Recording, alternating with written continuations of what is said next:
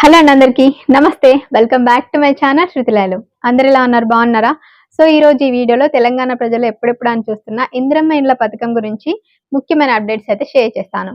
ముఖ్యంగా second phase రెండో విడతకి సంబంధించి ఇందిరమ్మ ఇళ్లను ఎవరికి ప్రియారిటీ ఇస్తారు, ప్రభుత్వం ఈ సెకండ్ విడతకి సంబంధించిన కీలక నిర్ణయాలు ఏమేమి తీసుకుంది అన్ని ఈ వీడియోలో షేర్ చేస్తాను. ఎక్కడ స్కిప్ చేయకుండా ఫుల్ వీడియో వాచ్ చేయండి. అలాగే ఫస్ట్ టైం చూస్తే ఛానల్ని సబ్స్క్రైబ్ చేసుకోండి. ఇంకా లేట్ చేయకుండా వీడియో స్టార్ట్ చేద్దాం. రీసెంట్ గా తెలంగాణ ప్రభుత్వం ఇందిరమ్మ ఇండ్లకు సంబంధించిన సెకండ్ విడతకి సంబంధించి గ్రీన్ సిగ్నల్ అయితే ఇచ్చేసింది. ఏకంగా 2.5 లక్షల ఇళ్లను నిర్మించాలని ప్రభుత్వం నిర్ణయించింది. ప్రతి నియోజకవర్గానికి సుమారుగా 2000 ఇళ్లను నిర్మించాలని ప్రభుత్వం నిర్ణయం తీసుకుంది.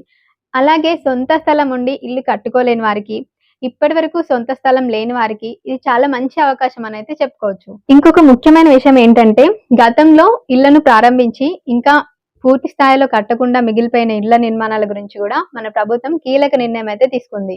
గోడలు కట్టి స్లాబ్ వేయని వారికి 2 లక్షల రూపాయలు, పునాది దశలోనే ఆపేసిన వాళ్ళకి 3 లక్షల రూపాయలు ఆర్థిక సహాయం అయితే ప్రభుత్వం అందించనుంది. ఇది గతంలో కట్టి వదిలేసిన వారికి మంచి అవకాశం అని చెప్పుకోవచ్చు. అసలు మిస్ చేసుకోవద్దు ఈ అవకాశాన్ని అయితే చాలా మంది ఇందిరమ్మ ఇండ్లకు సంబంధించిన అప్లికేషన్ స్టేటస్ ఎలా చెక్ చేసుకోవాలని చాలా మంది అడుగుతున్నారు.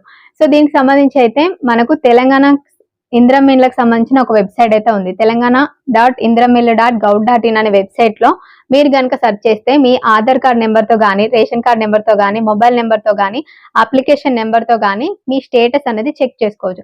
నేను మీకు స్క్రీన్ రికార్డ్ కూడా యాడ్ చేస్తాను ఎలా చెక్ చేసుకోవాలి చూసి ఒకసారి మీరు కూడా చెక్ చేసుకోండి. దీంట్లో మనకు L1, L2, L3 అని 3 కేటగిరీస్ అయితే ఉంటాయి. సో లిస్ట్ 1 అనేది సొంత స్థలం ఉండి ఇల్లు కట్టుకునే వారి కోసం ఎవరైతే అప్లికేషన్ పెట్టుకుంటే వారికి 5 లక్షల ఆర్థిక సహాయం అయితే అందిస్తుంది ప్రభుత్వం. అలాగే లిస్ట్ 2 అనేది సొంత స్థలం లేకుండా, ఇల్లు కూడా లేకుండా రెంట్కు ఉండే వాళ్ళ కోసం ఈ L2 కేటగిరీని అయితే చూస్ చేశారు. సో దీంట్లో మనకు ఇల్లు లేని వారికి, స్థలం లేని వారికి L2 కేటగిరీ కిందకి వస్తే గవర్నమెంట్ మనకు ఫ్లాట్లు నిర్మించి మన పేరు మీద అయితే ఇవ్వడం జరుగుతుంది. L3 కేటగిరీ వాళ్ళు ఆల్రెడీ స్థలం ఉండి ఇల్లు కట్టుకొని ఉన్న వాళ్ళు, అది కొంచెం ఓల్డ్ స్టేజ్ లో ఉంటున్న వాళ్ళకి L3 కేటగిరీని అయితే చూస్ చేస్తారు. సో ఇప్పుడు ఫస్ట్ ప్రియారిటీ అనేది లిస్ట్ 1 అండ్ లిస్ట్ 2 కి అయితే ఇస్తున్నారు.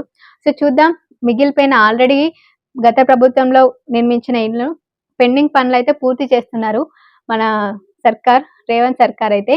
చూడాలి ఈ లిస్ట్ 2 వాళ్ళకి కూడా ఈ జూన్ 2 రోజు లేకపోతే ఇంకా కొన్ని రోజులైనా ఆ ఇళ్లను పూర్తి చేసిన తర్వాత అయినా ఇళ్ల పంపిణీ అయితే చేయడం జరుగుతుంది. ఖచ్చితంగా ఫ్లాట్స్ అయితే అందరికి ఇస్తారు ఎవరైతే లిస్ట్ 2 ఉన్న వాళ్ళకి. సో చూడాలి, వెయిట్ చేయాలి ఇంకా. సో చూసారు కదా, ఇది ఇందిరమ్మ ఇండ్లకు సంబంధించిన లేటెస్ట్ ముఖ్యమైన అప్డేట్స్.